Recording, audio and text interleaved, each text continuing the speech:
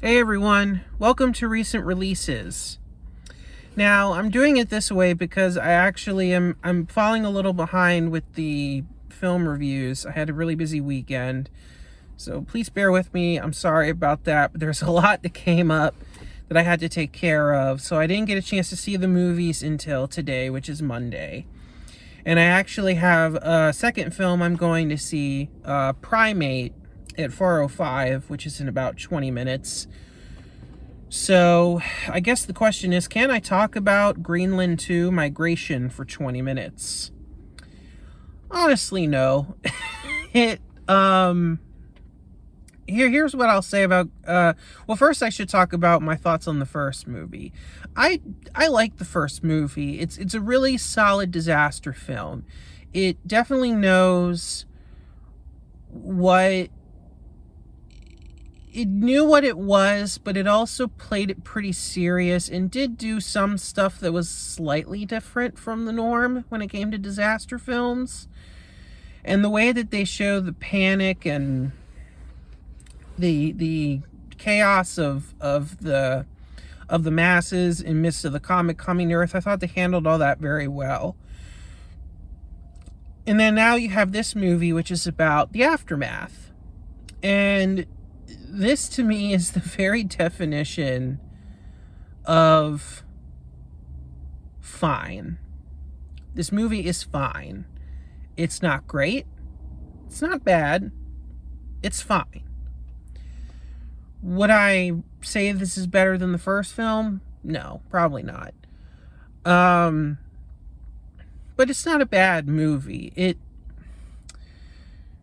To get into the story, the plot of it is, it's been 5 years since the comet hit the Earth, and our characters are still in the Greenland bunker, just surviving day to day, and just trying to make the best of things. But then the Greenland bunker gets compromised, so they're forced to migrate to a new safe haven, and they try to go to a handful of places and it doesn't really work. And then the ultimate destination, though, they hear about is the actual crater where the comet hit the Earth, because they've heard that new life has sprung from where the comet struck the Earth, and it's sort of a safe haven, and there's better breathable air and good drinking water and all that good stuff. So that's where our characters are heading.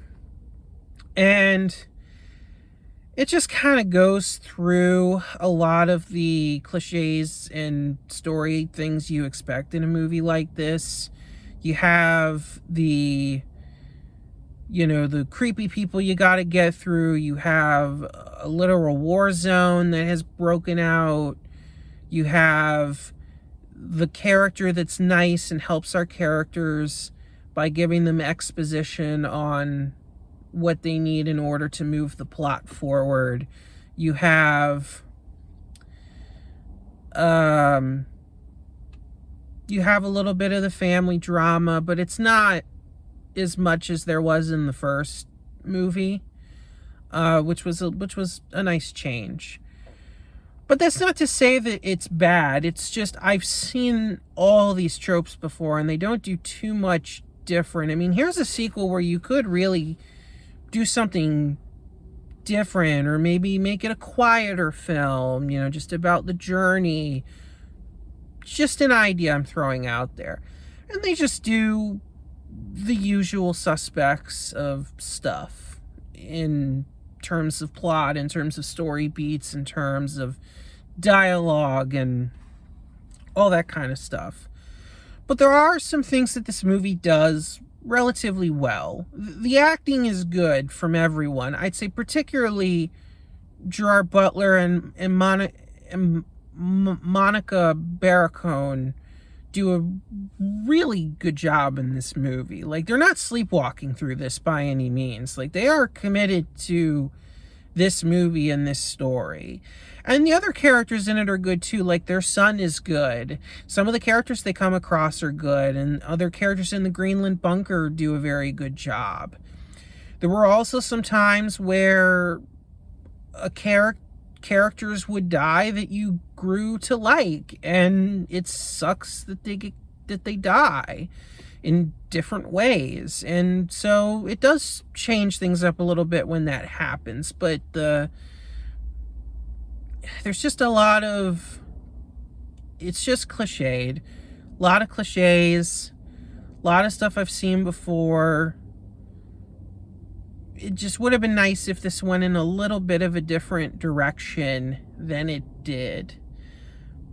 But again, this isn't a bad movie, but watching it in a theater, I was thinking to myself, I didn't need to be in a theater to see this.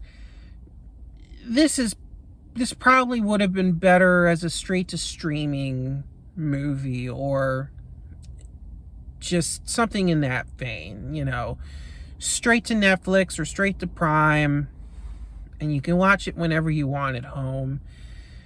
Even though I got a matinee ticket to see it, even a matinee ticket, you didn't really need a matinee ticket to see this movie. Like I said, you can easily just watch this at home and it'll be fine. And if you're a fan of the first one and you really want to see it, you'll probably get your money's worth.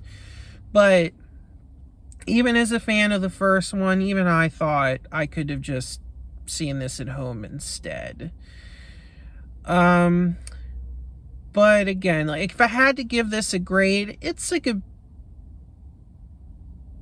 B minus. It's a B minus. It's again, it's not a bad movie at all. It's just the definition of fine. It's nothing great, but it's nothing bad. And in terms of sequels, it's totally serviceable. Well, anyway, that's my review for Greenland 2 Migration. Now, if you excuse me, I have to go watch Primate, and I'll see you guys in that review. Take care.